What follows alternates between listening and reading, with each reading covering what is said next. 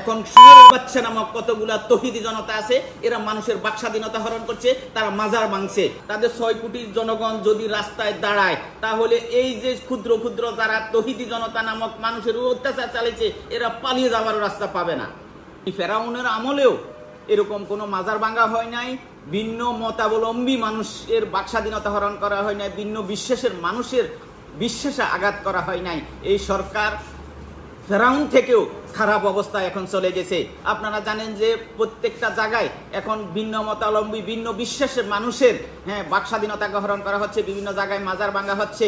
আপনারা জানেন যে ইসলামে অনেকগুলা আছে তরিকা আছে, অনেকগুলা মাযহাব আছে। এক একজন এক এক মাযহাবের এক এক তরিকার হতে পারে, কিন্তু রাজবাড়িতে নুরুল পাগলা হয়তো ভিন্ন মাযহাবে ছিল, ভিন্ন তরিকা ছিল, কিন্তু তাকে তার লাশটা পুড়ে তাকে হিন্দু ধর্মাবলম্বীতে রূপান্তর করে দেওয়া হয়েছে। কিন্তু সে তো হিন্দু ছিল না, সে ছিল মুসলিম। হয়তো তার মাযহাব ভিন্ন ছিল, তার তরিকা ভিন্ন ছিল, কিন্তু তার লাশটা পুড়ে তাকে ডাইরেক্ট হিন্দু ধর্মে রূপান্তরিত করা হয়েছে। এটাই এই অন্তর্বর্তী সরকার সেই ফেরাউন থেকেও খারাপ অবস্থায় চলে গেছে। কারণ ফেরাউনের আমলেও মানুষের বাক স্বাধীনতা ছিল, মানুষের বিশ্বাসের স্বাধীনতা ছিল।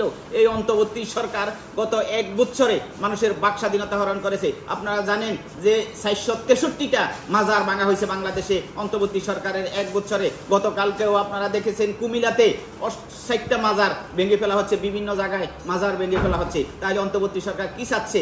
অন্তর্বর্তী সরকার এবং আমেরিকার মদদে এই দেশে এখন শুয়োরের বাচ্চা নামক কতগুলা তৌহিদি জনতা আছে, এরা মানুষের বাক স্বাধীনতা হরণ করছে, তারা মাজার ভাঙছে।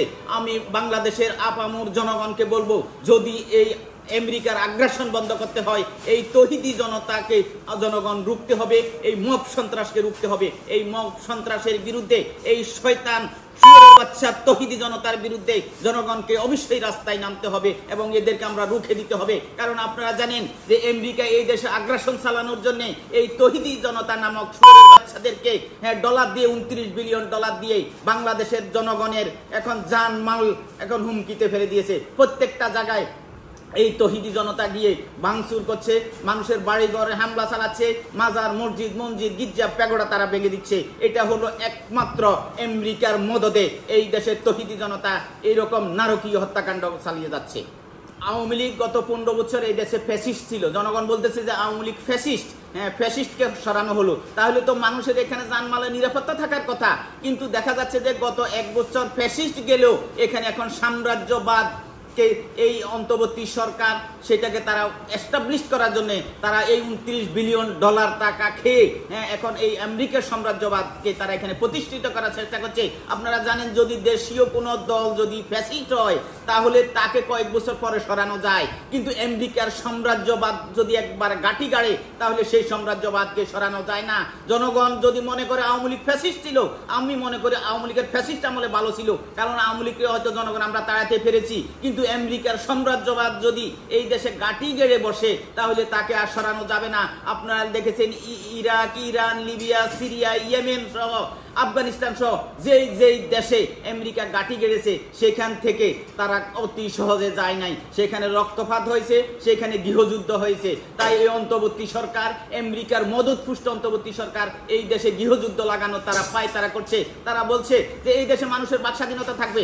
আওয়ামী লীগকে তারা নিষিদ্ধ করেছে, কিন্তু আওয়ামী লীগের তো 6 কোটি জনসমর্থক আছে, সবাই তো অপরাধী না। যারা অপরাধী আমরা বলছি তাদের আইনের আওতায় বিচার করা হোক, কিন্তু 6 কোটি সমর্থনের তাদের বাক স্বাধীনতা তো নাগরিক অধিকার তো অন্তর্বর্তী সরকার হরণ করতে পারে না। অন্তর্বর্তী সরকার এখন তাদের যে স্বরাষ্ট্র মন্ত্রণালয় ঘোষণা করেছে যে যেখানে পাবে আওয়ামী লীগের সমর্থকদেরকে ধরতে পারলে 5,000 টাকা পুরস্কার ঘোষণা দিবে। এটা তো এখন দেশে একটা গৃহযুদ্ধ লাগানোর পায় তারা চলছে। কারণ আওয়ামী লীগের লোকদেরকে ধরতে গেলে তারা তো তাদেরকে এমনি ছেড়ে দিবে না। তাদের 6 কোটির জনগণ যদি রাস্তায় দাঁড়ায়, তাহলে এই যে ক্ষুদ্র ক্ষুদ্র যারা তৌহিদি জনতা নামক মানুষের অত্যাচার চালিয়েছে, এরা পালিয়ে যাওয়ার রাস্তা পাবে না।